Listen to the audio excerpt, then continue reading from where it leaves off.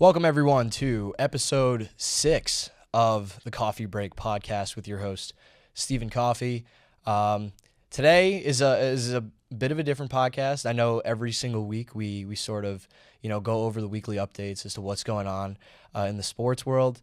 But today I'm here with special guest Mike. He is a part of the sports industry. He's an alumni of Sacred Heart. And, I'm here to ask him a few questions about, his journey so far. So, Mike, thank you so much for being here. Is it DeCesare? Is it DeCesare? DeCesare, like the salad. DeCesare? Yeah, all right. Sounds good. So, Michael DeCesare, everybody, and thank you so much for taking your time, taking the time out of your day. I appreciate it. I'm honored. You said you're 15 minutes away. Where I live in Derby, Connecticut. So okay. Not too far away. Got you. All right. So just tell me about yourself. Give me like a little rundown as to your background in sports, just growing up. Yeah, absolutely. So started probably when I was 3-4 years old playing baseball, as many kids do. Right. Started off t-ball, and I just fell in love with baseball. It was one of the only sports I ever played growing up. I absolutely loved it. Wanted to play football, but my mother wouldn't let me. So same goes for me. It's all right. So I played baseball, and then a little bit of basketball. Didn't really love basketball. Wasn't tall enough. Right. But stuck with baseball the entire way through, and then played that up into high school. And then after high school, during high school, I kind of found a passion for filmmaking, taking pictures, everything like that. And then I got super into it. And then, I feel like most stories go, then COVID hit, and then I was just trying to figure out what to do with what this passion of mine, because I had no idea what I wanted to do when I went to college. So picked up a camera, just started shooting things, and it was fun. I was having a blast doing it. I was watching YouTube tutorial after YouTube tutorial. Right. And then after a while, I got sick and tired of taking pictures of my dog and flowers. And COVID was, that's where everyone really starts at. Exactly. Yeah.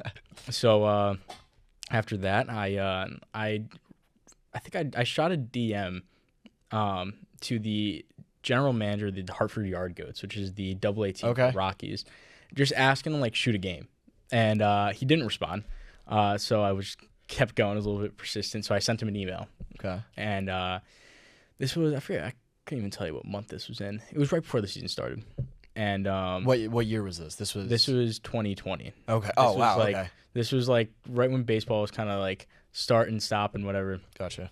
So he said, restrictions are kind of weary right now, so maybe we could revisit this in a little bit.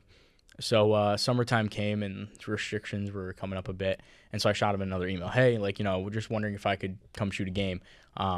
And he was like, yeah, come on, come shoot a game. We'll get you a pass and everything like that. So here I am. I'm 17 years old. I've never shot a baseball game in my entire life. Wow. And so the day before I went to my high school to shoot a baseball game there for my first time in my entire life, I didn't even know camera settings for this. It was so horrendously bad. I'm like, how am I ever going to shoot this game? So I went and I shot my first game, and I was just standing on the concourse. I wasn't even down below or anything like that, but I was having the time of my life. And, he came over. His name is Mike Abramson. He's an awesome guy. He came over. He was like, you could go down further and go walk around. I was like, I'm good standing here. I have no idea what I'm doing. The shots are kind of looking decent right here. I'm like, I don't want to mess this up. So after I did that, I kind of continued doing that for the next year and a half with the Yard Goats. And I kind of became their unofficial photographer for the team. Okay. So I kind of learned the ins and outs of, being able to manage kind of this high, low stress environment and working with players and stuff like that, working with a social media team. So after that, I took that through the freshman year of college here at Sacred Heart. And you started that, your sophomore, junior year of high school? Junior year of high school. That's ballsy. That's ballsy. Man. Yeah, it was kind of stressful because, I was once I started here, I didn't want to burn that connection because, obviously I'm starting college and everything like that. So I did that through the summer as well of after freshman year. Mm-hmm. And, I was loving it. I was having a great time. And I was kind of wanted to expand. Kind of wanted to see what else I could do. So after doing a bunch of that, and I was randomly walking on campus one day, and I get a phone call from the Yankees HR. And they're like, hey, like, we saw that your name was put in for a position for a content creator internship. And I'm sitting here, I'm like, I never put my name in for anything. So first of all, thank God I answered the phone because it was a random New York number, and I was just like, probably spam or something like that, but it wasn't. And I was like, oh, okay. And I found out that somebody suggested me because I worked with the Somerset Patriots, kind of not worked for them, but the way it works in the minor leagues is like you kind of shoot for the other team as well and give them some content. And they had, I think it was Trey Sweeney was making his debut, and I shot some photos for him when he was in the minor league system. Okay. So I guess my name got tossed around somewhere.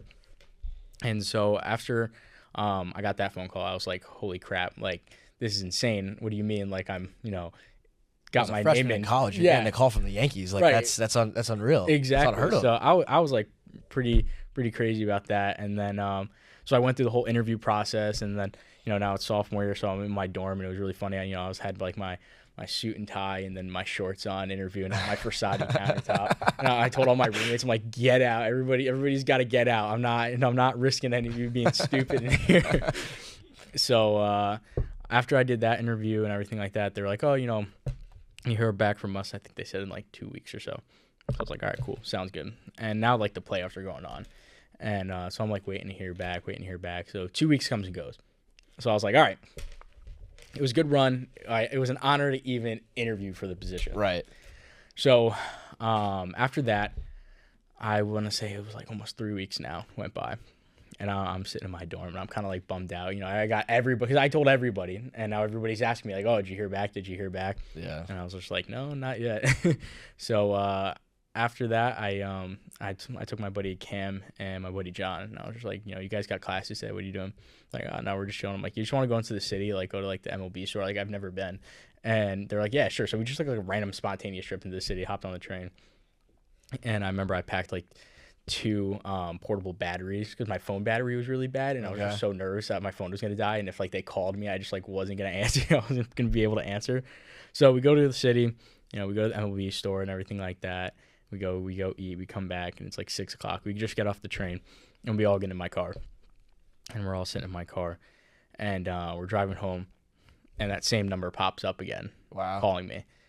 And I'm like, guys, shut up. And I answer the phone. And the lady was like, hi, I'm HR with the New York Yankees. Like, we'd like to offer you the position. And so it was like the coolest moment ever because I had my boys in the car with me. Like, they heard it. They were in disbelief. They were like, wow, this kid's not lying. Like, so it was the coolest thing ever. And so I got the position, and we went through all the paperwork and everything like that. And there was a possibility, because this was in 2022 and the Yankees were making a decent playoff run. Right. And there is the possibility, like, your day one of work might be game 1 of the World Series. Luckily, they did not make it to the World Series because I don't think I'd have been able to handle that. Oh, my gosh. But, yeah, so that was pretty wild. And then I did that for a full season, and that was a ton of fun because, I'm a Yankee fan, so it was a ton of fun just kind of, like, being around my favorite players, around my favorite team, the stadium I grew up going to. So that was pretty wild. And then after that, it was 2023 now, starting 2024 season. And like, it was like a high of being on it because it was a 1-year internship. And like, after I finished it, I was like, oh, like that was the coolest thing ever. I never want to lose that. Like, working in professional sports was such a high. And so I was like, talking to my mom one day, I'm like, I got to do this. I got to do this again. And my mom's like, just be in college. Be a college student. You have your entire life to work. I'm like, no. Like, you don't understand. Like, Ma, you do not understand. This is bigger than this. So I was just like, literally just going, on the internet, just looking for different jobs on teamwork and everything like that.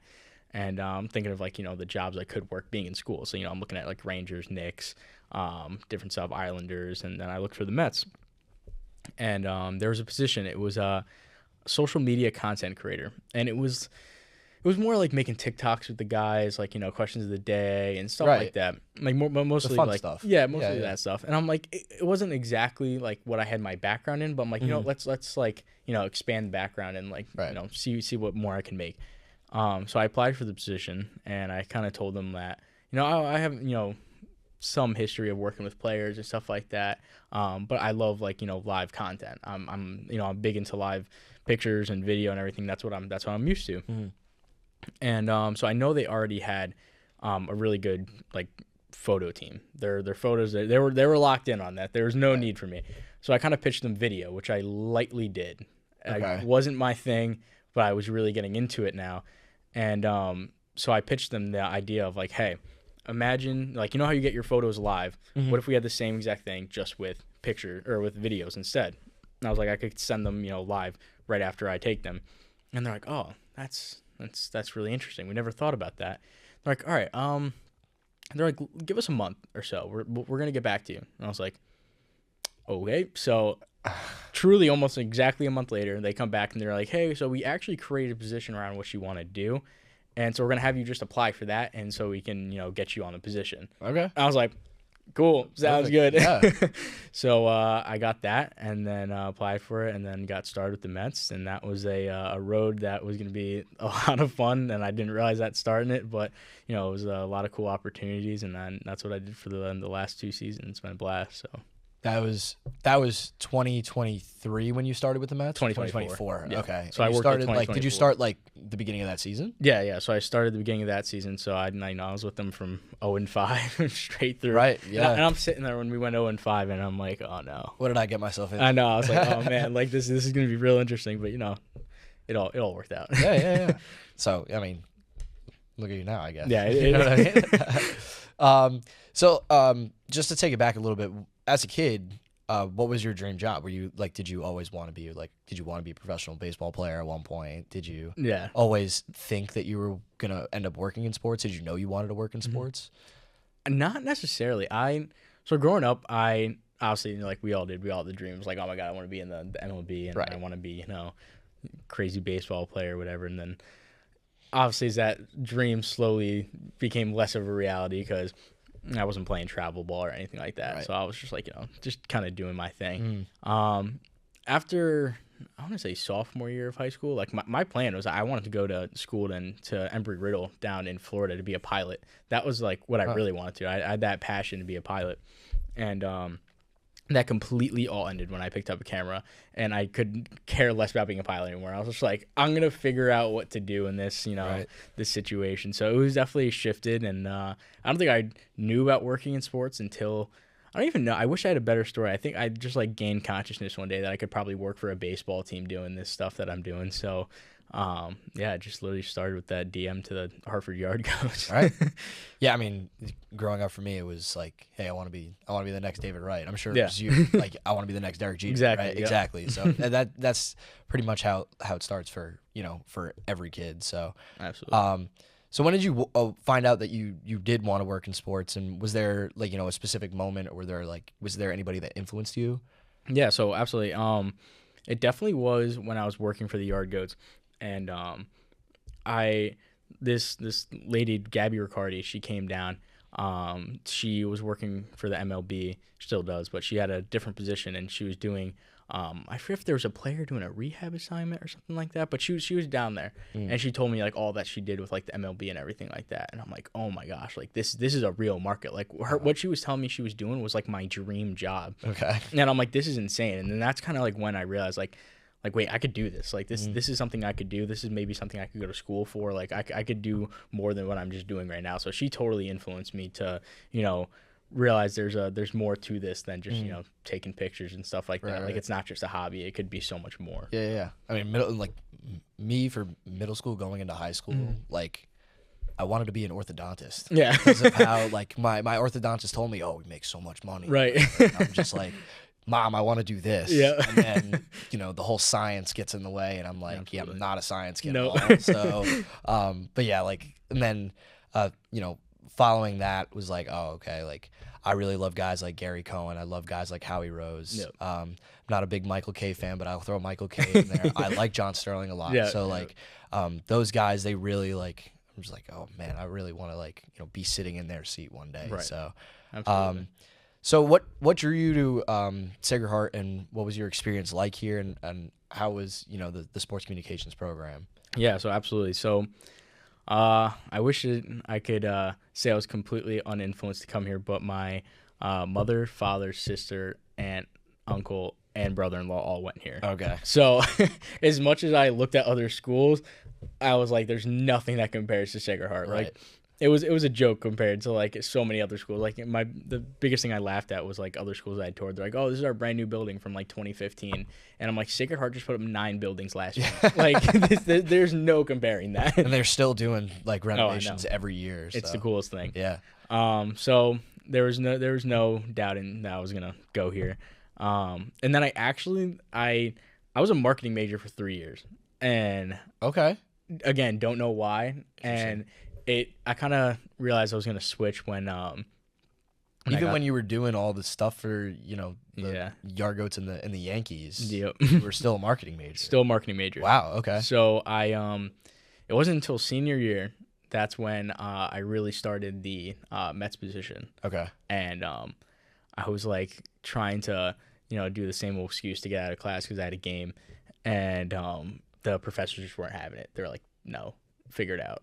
Okay. And I'm like, oh, this is not really gonna fly. And then that summer, going into senior year, I was on the phone with my sister, and she was like, just see if you like switch your major, because sports comm was my minor. Oh, okay. And so she was like, just see if you could switch your major. I'm like, I'm going into senior year. Like, what do you mean? But sure enough, I mean, I went right across the hall into there, and I talked about what I wanted to do, and luckily I had some really supportive people helping me out, and I needed 42 credits to graduate starting senior year. Okay. So I took six classes in the fall, 2 in the winter, and then 6 in the spring.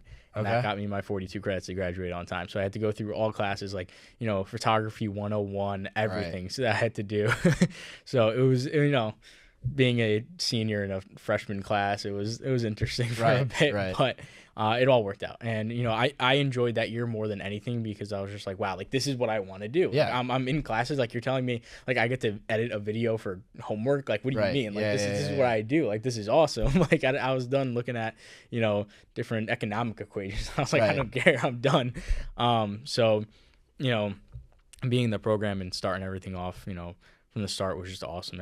All the professors were super kind about what I was doing, and everyone was super accommodating for me, being like, hey, especially during October of 2024, when I had to tell my professors at the end of September, like, hey, I'm traveling with the team for the playoffs. Like, I'm not sure. I might be back next week. I might be back next month. I'm not really sure. Right.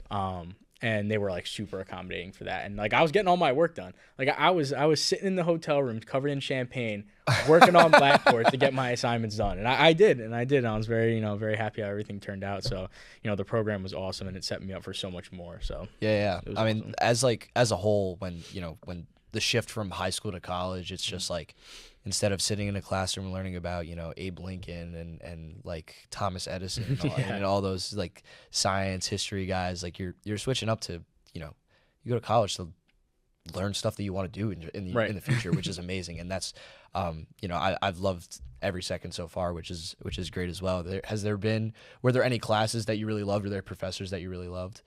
Yeah, there was definitely a bunch. I mean, I just loved the fact that like, I could finally relate to my classes, and realize that like, intro to photography was also awesome with Professor Falco. Like I would go in and bring him my pictures from like the night before that I worked, and he was just amazed by them. It was like the coolest thing to like have like a class where I'm not like, I'm doing actual assignments based off something I love, and I'm not just like doing stupid math equations. Like, this was something that I could relate to, and I've never also just like learned so much. Like, I went into these classes with like okay, it's photography 101, like, this is cool, like, but what am I going to learn from here? But it was like, I went in with that mindset, and it was a terrible mindset, because I learned so much being in that class as well, just like different things, and it was super awesome just being able to, connect with those teachers and talk about my experiences and their experiences as well. So it was, I'm super appreciative for all the professors that, helped me out and helped me get to where I am now. So it was awesome. Sweet. Yeah. I've pretty much all of the professors, especially in the sports communications program, they've helped me along the way. What I love the most about it, I would say, is that they're very personable with you. Yes, they always want to see you succeed. Like, they don't see you as just like, a number in their class. Especially like once you get to junior and senior year, you got 15 kids in your class. Exactly. And like, we're at the same time, we're all working together as classmates as well. Definitely. Not just like individually. Right. Helping each other out and everything. So exactly. So you graduated. You graduated this past May. Correct. Yep. Right. So during your time here, during the time here, you were an intern for the Yankees, and then you were an intern for the Mets. My question is, how'd you land those positions? But you kind of ran that through already. But what were the biggest challenges for you in trying to break into the industry? Was there anything that you did that really stood out to others looking at like your applications and stuff? Yeah, absolutely. So I think one of just the hardest things in general coming out of college is just like the whole thing where like, oh, we want you to have 3 years of experience for your job. And you're like, I'm straight out of college. Right. Like, how am I supposed to get that 3 years of experience? Mm-hmm. So knowing that, and I kind of knew that in my head when I started after the internship with the Yankees, because I was just like, well, now that's 1 year of experience. And I'm like, I need to keep going. So when I graduated, I already have that 3 years of experience. Mm-hmm. But it was really hard, with any job, I felt because of my age that, I'm like, oh, who's going to take this kid seriously? Like when I started with the Yankees, like the head photographer there was there for 19 seasons. I was 19 years old, like working with her. And like, so I understand like in her perspective, like it's hard to, necessarily relate to somebody and everything like that. But I kind of just, I rolled with it, act like you got to be there, act like, you've been there before. And that's what I did, as much as I was like fanboying over that, oh my gosh, I'm experiencing all these insane experiences over these 3 years. Right. That like, okay, like I'm here, to go to work and I'm here to, do a job and be successful at that job. And I think that's a big thing that can separate one person from another, because I've seen people come in and they're not the most mature, and they're going crazy, they're taking pictures on their phones when they got to be doing work and everything like that. And trust me, I've done that. I've been doing that myself. There's some crazy things, but you got to kind of change the narrative for people our age, and knowing that like we could take this seriously, and like also just like working in social media, it's a young person's job. Like, we know the trends, and, we sit there and we doom scroll on TikTok and Instagram, and we see the trends and we know, we're like, oh, this is the thing that's in right now. So kind of creating that voice for myself was definitely one of the hardest things. But after, you gain the trust of the people that you're working with, and they know like your ideas, are valued, that's what really kind of separates you from everybody else. Because if you just kind of stay quiet and, act like you're 19, 20, and you're just kind of doing what you're told and that's it, and not coming up with anything new or anything like that, that's gonna just tell people like, okay, like, this person's just telling them what I say. Like, we need this person to be creative and have their own voice, and then that's what I tried to create for myself. Yeah. So I mean, start early. Start young. Start young. And sounds like the main goal. Yeah. Yeah. That's what message. Yeah. That's what I always tell everybody. I'm like, start as soon as you can, because when it comes time to apply for jobs, and you're like, hey, I already have 3 years of experience, and like this is, I'm just graduating now. And like that was the thing that I had to deal with when I was like, when I was looking to get hired by the Mets, like telling them that like, yeah, I'm in school, but like don't worry about it. Like that means nothing. Like I'm here. Like I'm wherever you need me. Like this does not matter that I'm still in school, because they brought that up. They're like, well, you're still in school. How are you going to do that? I'm like, I don't care. Like, I'll be fine. Like, I'll put school second. I will figure this out, because that experience was so important. Right. And like, yeah, it was a struggle, because like, I want to be here hanging out with my friends, and but you learn how to do both. If I would come back and at midnight, but hey, the boys are out and doing their thing, I'm gonna go hang out with them, and I was up at 9 o'clock the next day to go back, but it's all just like give and take, and I didn't want to miss any school, and I didn't want to miss any time in the office, and I never once told my boss like, oh, I can't make it today because like I was too busy doing something else, because I always prepared in advance. Like if I had like, let's say a big project coming up, and I knew, I'm like, oh man, we got like a 10-game homestand coming up, and I'm not going to be able to like really go to like those classes or anything like that. I made sure I got those projects done before, weeks before they were even due, because I knew I needed to. And then, if I wanted to create this experience for myself, I had to do that. So, it was all about just staying ahead of the game and making sure you get your assignments done, and everything in their work and life balance. So. Yeah, 100%. What skills do you think are most important for students who want to work in sports communications, or even just the sports industry as a whole? Yeah, so know how to talk. I know it's super basic to say, but know how to talk and market yourself, because you are your biggest. You could have the most insane portfolio in the entire world, right? You could have the craziest portfolio, the craziest pictures, videos, anything. But what it comes down to is you being able to market yourself. And I literally just ran around the ballpark at the Yard Goats and talked to everybody. Same thing with the Yankees, connections. Didn't matter who you were. Didn't matter if you were a security guard or you owned the team. Like, I was talking to everybody, making those connections. And it wasn't, I'm not just sitting there being like, oh, here's my resume. This is what I did. Like, no, it was just making those personal connections that, people, they know who you are. That's the biggest thing because, yeah, your Instagram's cool. But, like, you need to be able to, like, show who you are behind the Instagram. Right. And that's a very hidden thing for, like, a photographer and videographer because you are just predominantly behind the camera and doing your thing. But anybody, that goes for, whether you're a photographer or videographer, you're just getting into social media as a whole. You got to remember to separate yourself from what you do. Like, your entire personality can't be, I stand behind a camera. You have to be, that personality behind the camera, whether, like I was saying, coming up with ideas or just, being there to support other people's ideas. It's super important to just always just have an open mind when you go into anything. So being able to just talk and the gift of gab is the most important thing you could have. Right. Yeah. So going off of, being able, knowing how to talk, how important is networking and how important was networking for you when it came to, trying to get these jobs and still trying to get those jobs in the industry in the future? Yeah, absolutely. So my biggest thing that I always tell people is just ask. Because the worst thing they could say is no. Right. And I had plenty of times where I was DMing people that had, the positions I wanted. And I was just like, how did you get here? It's never, the biggest mistake is people being like, can I have a job? Who are you? Name, right. What do you do? Like, whatever. Like, because I've gotten those DMs with, like, people being like, can I come shoot a game? And it's not the right way to go about things. The right way of going about things is just, like, I would go and be like, how did you get to this position? Like, what did you do, to get yourself here? What did you do when you were my age to get started and everything like that? So I would always just, if you see somebody in your dream position, email them, DM them, shoot them a message on anything, LinkedIn, connect with them, and ask them just how they got there and ask them for, their best piece of advice for what I could do. Like, I had plenty of kids, they DM me, like, high school, like, DM me on Instagram being like, oh, like, what did you do to get here? And I sat down and I went on countless phone calls with people, just talking to them. I would, sit on the phone. They would just, like, ask me a million questions, and I'd just respond and try my best to give them the best information. And, also realize that I'm just, like, a few years older than you, and like right. I'm like I want to do everything I can to get you, like, with me and up here and doing everything we can to to get you to get to that dream. And if I could just be a stepping stone to help, like, I'm there for it. Like, because so many people help me, and if I could help somebody else, that's the best thing I could do.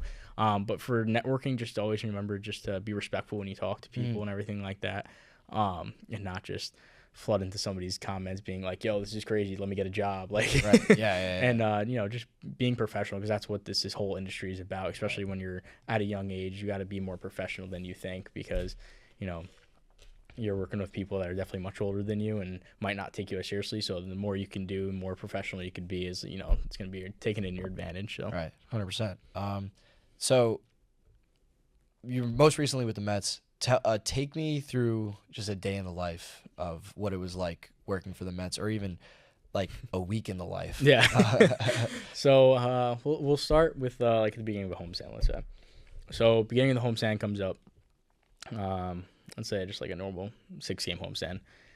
I'll just do my research throughout, whatever team that we're playing, seeing if we got, any big matchups or anything like that. There's plenty of matchups, where, oh yeah, so-and-so hit a home run off this guy last time, chirping down the line, just looking if I could see moments before they happen. If I could, see that, hey, Lindor and this guy's got beef, and he hit him last time we were there. So if he hits a home run, it's going to be a good reaction. Right. So because that's half the job, is predicting what's going to happen before it actually happens. Right. Yeah. So I do my research into that, and then we'll start just with like a day in the office. I would go in. So let's say it's a 7:05 game. I usually left my house around usually like 1-2 o'clock, and I'd get up to the stadium probably around 2:30, 3 o'clock. Tentative if there's no traffic, because there always was traffic. Right. So I would get up to the office, and the first thing that I would do is make sure my my SD cards and my camera are all sorted out. So I'm ready to go from when the first time that my boss is like, hey, let's go. So usually on a busy day, my boss would come and be like, all right, we got this shoot with this guy. We're doing a let's just say a fit check. So we're doing a fit check with Mark Vientos, right? Okay. So we would, go down for arrivals. Guys would start showing up around probably right when I get there. Nobody ever showed up on time, so it was always good though, because if they had to be there at 2, they'll start rolling it at 3. Okay. So we'd go down, film the fit check and everything like that. So we'd mic the guys up or, do whatever we got to do. We did it a lot in 2024 with Harrison Bader because he always had the fire fit. Right. Yeah. I'm sure you guys would do it Lindor too. Yeah, they all got fit. Yeah, they all got fit. So after we do that, I'll take it with the instance that, let's say this needed to be edited for, right now. So we'd get back to the office and I'd sit down, throw on the headphones, and I just start editing the video to be posted. Usually fit checks didn't have to be posted right away, but let's just say it was a video that had to be posted right away. Okay. I'd edit it. Had to usually be between 30 to 60 seconds, and so I'd quickly edit that, and then send it to my boss for approval. He might send it back, hey, tweak this, tweak that. So I'd do that. So that brought me around, I don't know, probably 4:30, 5 o'clock. Those videos would take like 20, 30 minutes. Yeah. Those minute-long videos. Yeah, it usually takes I would say half hour depending on the video. Right. So after I do that, then it would probably be 5 o'clock. So what was I doing at 5 o'clock? Probably eating. I was probably eating at 5 o'clock. 5 o'clock was usually, because you got to remember to eat. Sports world, everybody forgets to eat. You got to eat. So you feel food good? Oh, so good. Yeah. So good. I had a meal card for every game. That's great. So I would go and just literally, I think I made multiple laps around that stadium, eating around everything. I think everything I would too. was so good. I think I would too. It was so good. One of the coolest perks about working there. That's great.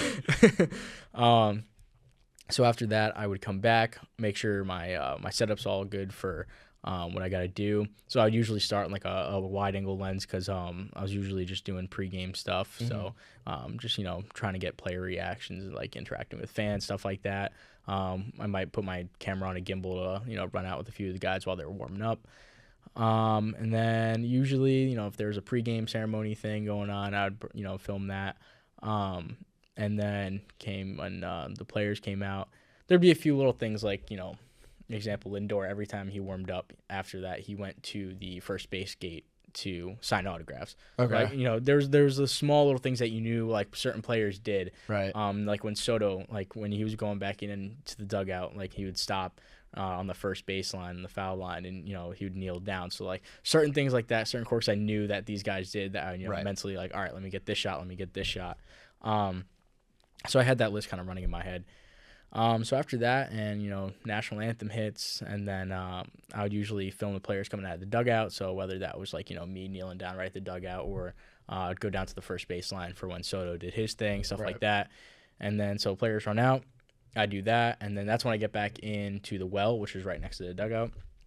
And that's when I would upload anything that needed to be uploaded instantly. Let's say we had an award given post game or pre-game for what was it, the Silver Slugger Awards, let's say example of that. And they would come down, give the award pre-game, and then after that, right while they're pitching in the top of the first, I would edit and upload them straight to my boss, which is they were sitting up in the box. They would take that, upload them, do what they have to do with them, or if it was something else that had to be uploaded. And then bottom of the first inning starts, and from the bottom of the first inning to whenever the game ends was just filming every single pitch and being ready for the in-between moments. There were so many small little things, during the summer, usually starting in late June, early July, the sun would come down and it would create this insane light streak on the field. Okay. And so knowing that was going to hit at 7:24. Okay. And I was all right, I gotta be ready to, get Alonso when he runs by, or get Soto when he runs by, trying to get in that light streak. And I ended up getting this insane video of Lindor hitting a home run and him running through the light streak, and it was unreal. So It's a little quirks like that during the season that you kind of have to think of and remember, be okay, because I would say of the 50 shots you get, you gotta make 40 of them look different, because people are just gonna get bored of the same shots and over again. So there was one time where I got sick and tired of sitting in the well. I was just getting bored of the shots, and so I think it was 3 homestands in a row, I did not go down to the well, and I forced myself to shoot all around the stadium. So I was right field, left field, bleachers. I was up all the way as high as you can go in left field. I was all the way down. I was in the right outside the bullpens and stuff like that. So being creative is super important in that aspect, where it's working 81 home games, you got to make them all look a little different from each other. Yeah. So after that game ends, let's say we win, and I would run out onto the field for the high fives, and they do the little circle thing and everything like that. So getting all those shots, and then immediately following the game, I take all the footage and I upload it, for what we have to upload. I also forgot to mention, like, home runs and everything, or any play we score on is getting uploaded live in the well. So like, Lindor hits a home run, he hits home plate, goes back in the dugout, top of the inning, SD card comes out, plugs into my computer, edit the video, immediately upload it. It's posted within 5 or so minutes of when the hit. Or does that go to like Twitter and Twitter, Instagram, Facebook, YouTube, wherever the social media crew decides to put it. And so after the game, and upload the footage I need to upload, and then usually around like 11 or so I was rolling out and get home by like 12:30, and then do it all again the next day. I mean, that doesn't sound like a bad day at all. No, absolutely not. It was awesome every time. So did you go to like all 81 games? Yeah, that were at home. Yeah, so mostly give and take a few that I had to miss and stuff like that. Okay, but yeah, mostly, and then some road games when there was content. Like I went to Boston this past season, so that was a ton of fun. And then would you go to Yankee Stadium for the Subway Series? I wanted to, but Yankee Stadium was a little tight with getting people in during the Subway Series. So I never got to go, but it was fun because then I got to hang out with the boys and watch the Subway Series. Yeah. That was fun. That's not too bad either. Yeah. But yeah, so it was a ton of fun. Wherever I got to go with the team, it was a blast. What was your favorite moment working for the Mets? Man, favorite moment. Well, definitely Alonso's home run in Milwaukee. Oh my gosh, that was pretty wild because I remember screaming at the top of my lungs. Yeah, I wanted to too. So I just remember being that we were sitting in the well and like we were just getting beat all game, and we're like, oh man, this sucks. Like this is where it ends. Right. And so we're sitting in the well, and I think what was it, the top of the 8th, I think it was. And I remember I texted my mom, and I'm like, that's it. Like, it was a good run. And my mother texted me back, and she was like, hey, you never know. She hit me with it. You got to believe. Yeah. And I was like, Ma, like. Is your mom a Mets fan? No, but she began to love the Mets after me working for them, which was cool. And I was like, Ma, like after like 90 games, I know when it's over. Like it's done. And so I'm sitting there, and like the Milwaukee photographers and videographers they're putting on their ponchos, they're putting all the rain gear on their equipment for the champagne shower and everything like that. And I'm sitting there like, oh man, me and the head photographer for the Mets, Liz, we look at each other, we're like, oh man, this sucks. Like we made it this far, just to end like this. And so Lindor gets up and he hits the base hit. And I was like, okay. We're still down a bunch. Right. And then Vientos comes up, and then he gets out. I was like, all right, that's it. We're going to ground into a double play, and the game's over. Right. And then Nimmo hit that base hit, and then Lindor got on third. And we had first and third. I was like, oh, man, like this could turn into something. Especially for, could possibly be Alonso's last at-bat. Right. And I'm thinking in the back of my head, I'm like, oh, my God, this is insane. Like, This is storybook. Like this is crazy. Yeah. And so I'm sitting there, the count goes by, and then he hits that ball, and I mean the stadium was rocking, and he hit that ball and it was silence. Literally silence. At least it felt like that in my head. And I was like, oh my God, that ball's gonna go. And like remember, I'm looking at my camera, looking at Alonso in my shot, and I just see the ball in like kind of my peripheral. And I see Frelick jump, and I see that ball go over him, and I'm like, oh my God! I'm like trying not to freak out. Right. I'm like, gotta stay composed for my shot. Oh my gosh! And so that ball went over, and if there was 3,000 Mets fans there, it sounded like a full packed stadium. Wow! And they were all going crazy behind us. And then I heard that there was a text that said the champagne has left the Milwaukee clubhouse. And so I was like, oh man, that's crazy.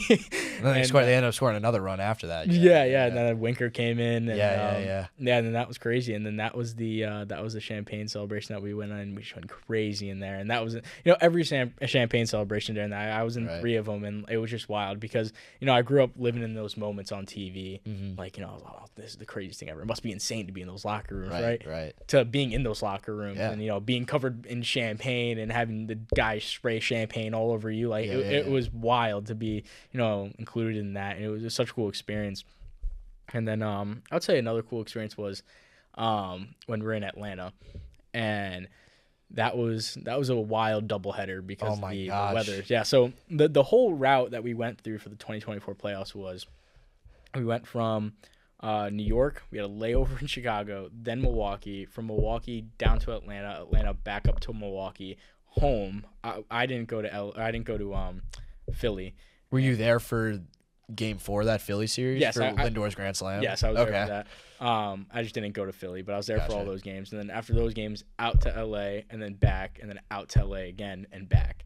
So it was like 17 flights in like 3 weeks, and it was wild. But wow. Anyway, during that doubleheader of the Atlanta series, we just needed to win one game. Right. Yeah. We needed to win one game.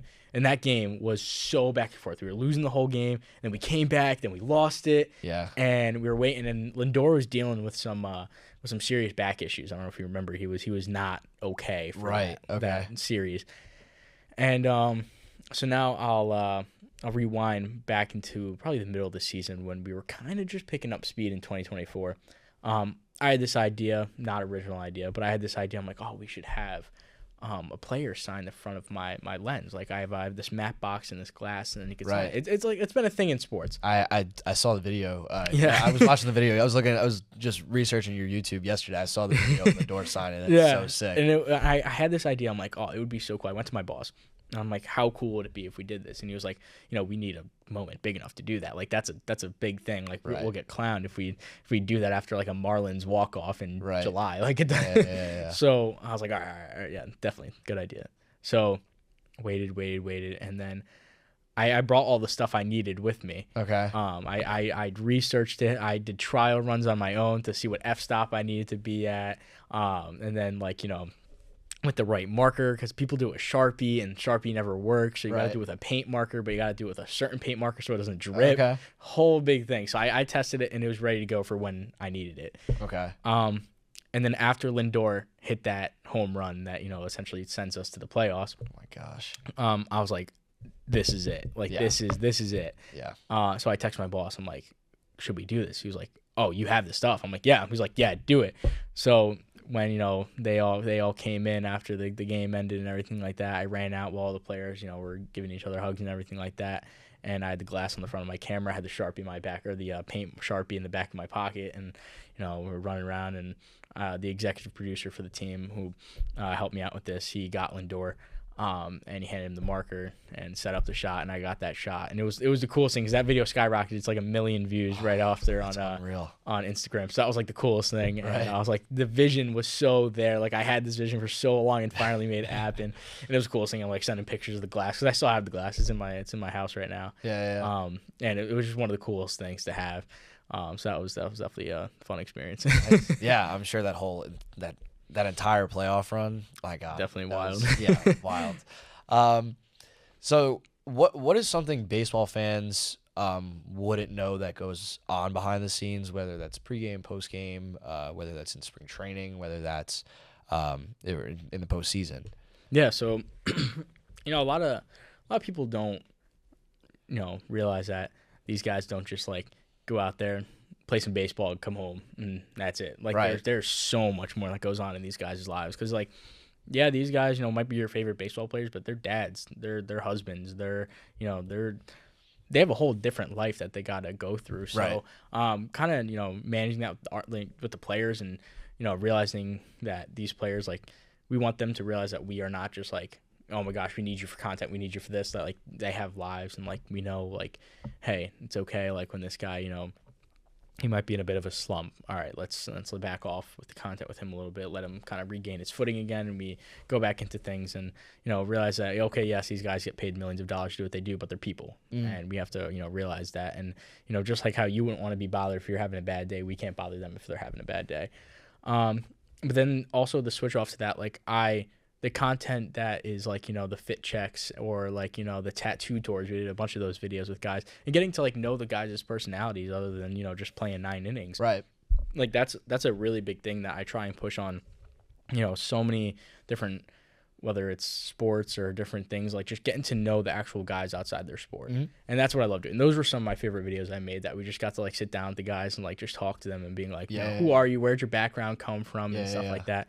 So that's been my favorite. And just, did you do like a lot of media days with those players and like sort of get to know them at that time too? Yeah. So during spring training, that was a big part of it. Spring training was a blast.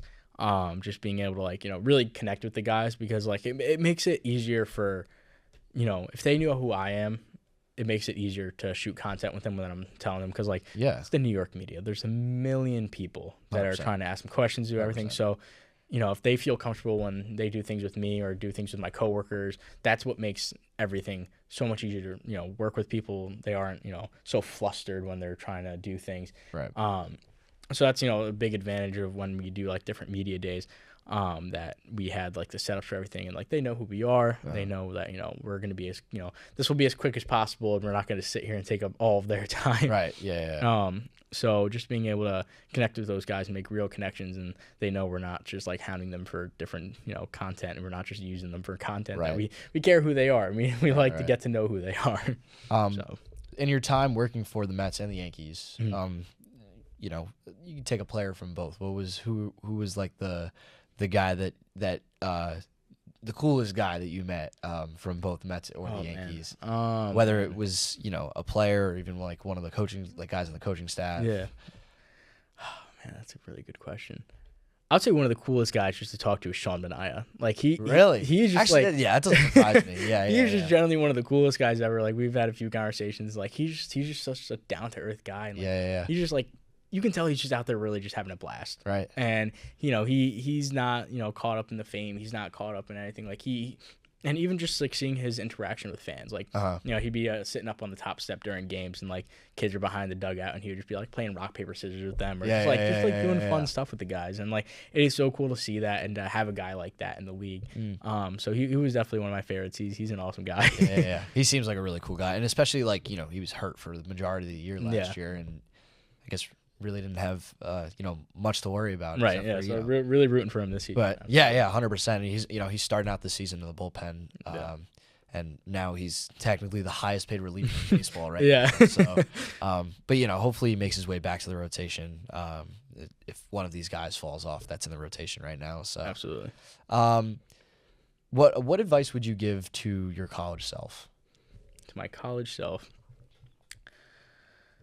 I would definitely say, don't forget to just stop what you're doing. Like that was that quote, look around for a while, whatever it is. Yeah. But seriously, just like to stop and like realize where you are and appreciate where you've been. And there's so many times where I'm trying to do something, and I'm getting caught up in it, and it's not going the way I want it to. And I just gotta stop and realize, like, I've gotten myself this far. And just because I'm not doing good at, let's say I had a homestand where I just like my content wasn't that good, I missed some shots, like it didn't go my way. I would, I'd be down and I'd be like, oh man, like, what am I doing? Like, and you got to remember that, like, there's times I'm standing there, standing on the field pregame, and I'm looking around, it's a beautiful, like, 78-degree night, at Citi Field, and it's the middle of summer. I'm like, you know what? This isn't bad. This is the greatest thing that's ever happened. Like, this is the coolest thing ever. And so, whether it's, you're doing that for, if you're stressed from classes, whether you're just stressed from, your internship that you have going on or your job that you have going on, just, stop and appreciate how you've gotten yourself here. And then, like, this is just being your journey. And especially, at our age, like, it's really hard to kind of visualize where you're going to be sometimes because, like, you're like, oh, I want to do this. But, it just seems like, very daunting with a lot, especially with the job market right now. It just seems daunting trying to get a job. Right. But just seeing the small wins of where you've been and, how much further you have to go. And that's a good thing. You don't want to sit and be like, oh man, I want to do this job, but I have to go through this, and that to get there. Right. Appreciate that you're already on that route. Appreciate that you're already going, and appreciate that, you're going to get there. It's going to take some time, but you're going to get there, and you're already ahead of, everybody else that's, wishing they're there. Yeah. Because you're putting it into motion. You put the play in motion, and you're working your way to get there, and you're already ahead of everybody else. So, just I would tell myself just to, relax every now and then and just realize that you've made it this far and you're going to keep going and everything's going to work out. Right. So. Yeah. And just finally, lastly, what's the end goal for you, and what is, where do you see yourself in the next 5 to 10 years? Yeah, absolutely. So my main thing, I'm a filmmaker, photographer, cinematographer, whatever you want to call it. Mm-hmm. I always like to say that I'm a storyteller. That's one of my favorite things to do, is to find the stories, whether it could be, Game 7 of the World Series, or it could be, the story that we're doing an on and off day with a player. It doesn't matter to me. They're both of the same magnitude because I love telling stories. So wherever I am, whether it's in baseball, basketball, football, hockey, wherever I, may be in the next 5, 10 years, whatever it is, I never want to stop telling stories. I never want to stop, connecting the people to through social media, through whatever the thing's going to be in the next 5 to 10 years. Because, that's the best. And I've been on the other end of it of like, scrolling and looking at my favorite players, looking at, how Aaron Judge does things, how, whatever. And I never want to stop that. I never want to stop connecting people to the sport and making them feel like they're present in the sport while they're watching it. Because, like, we spent so much of our lives, supporting these teams that we love. And, having that connection of just more than just like, oh, yeah, I bought a jersey for the favorite team that I love. But, being like, man, me and Sean and I have the same taste in music. Like, it's a lot cooler, and you feel like you're way more connected to the guys. So I definitely want to keep doing that wherever I am, and keep connecting fans to the stories and being able to tell the stories that are hidden within the sport or wherever it is. Yeah, that's great. Again, Mike, thank you so much for your time. Thank you. Appreciate it, my man. Thank you. Thank you to Mike. You want to plug your socials? You could see my work at Michael DeCesare Media. That's on Instagram, and just Michael DeCesare on YouTube. So if you want to check out what I'm doing, I'll probably be posting it there. Thank you guys for watching the 6th episode of the Coffee Break Podcast. Make sure to subscribe, follow on TikTok and Instagram at the Coffee Break Podcast. I'll probably post some short clips from this podcast. I've mainly been doing short clips of just betting, Sweet. like betting episodes. But but yeah, I'll definitely post a couple short clips from this episode. Mike, thank you again, and we'll see you guys next time. Peace out.